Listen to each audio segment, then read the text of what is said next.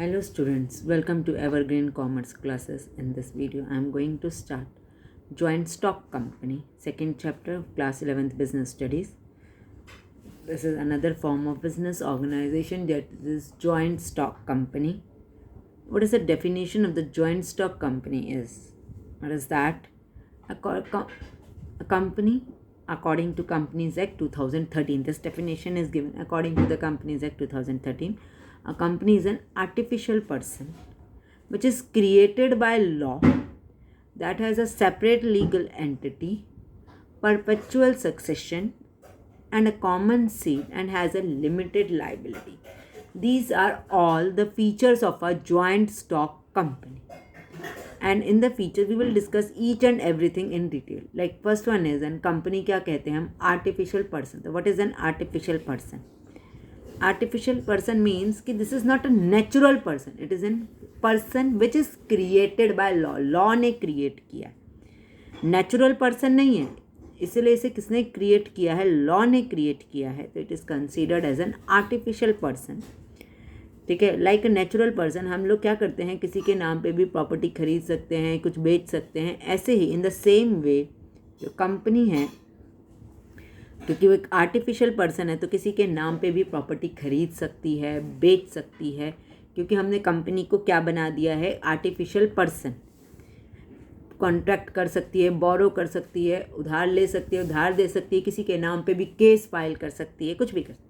It has also been granted certain right by law which it enjoy through board of director. कहते हैं कि इसे भी rights मिल जाते हैं बाय लॉ. जैसे ही वो आर्टिफिशियल पर्सन हो जाती है तो उसे एक लॉ के थ्रू राइट्स मिल जाते हैं.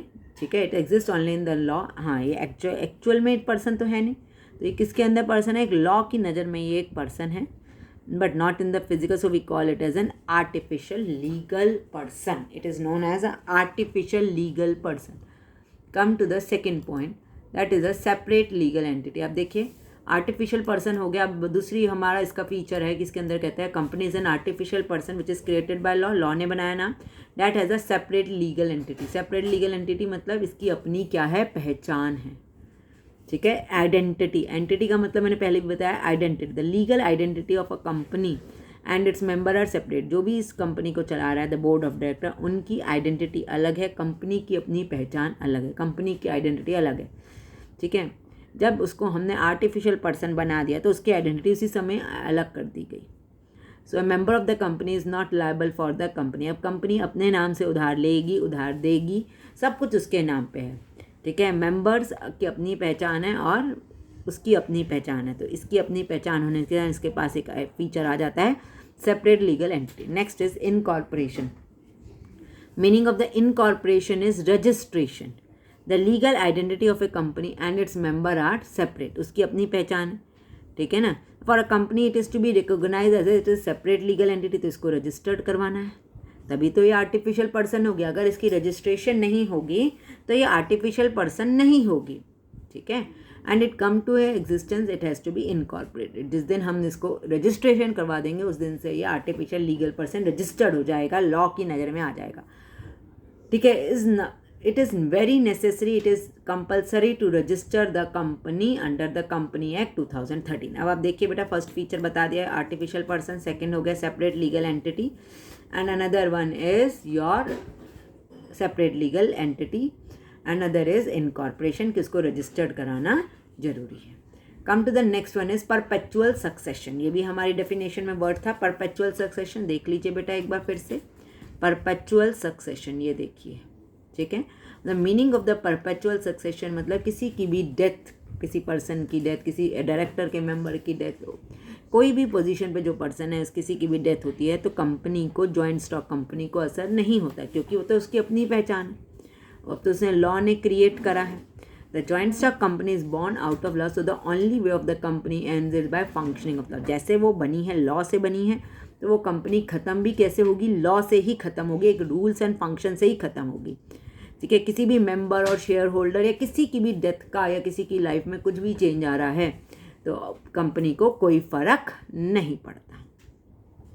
Next is limited liability. The liability देखिए बेटा, जब कंपनी की अपनी पहचान हो गई तो कंपनी अपने नाम से खरीद रही है, बेच रही है, सारे उधारी अपने नाम से कर रही है, तो जो जितने भी कंपनी के शेयर होल्डर हैं, डायरेक्टर हैं, तो उनकी लाइबिलिटी, अगर कंपनी के कुछ भी डूबने की कहानी आती है तो उनकी लाइबिलिटी उतनी ही है जितने उन लोगों ने कंपनी में पैसा लगाया है, जितनी उन लोगों की शेयर होल्डर की वेल्थ है।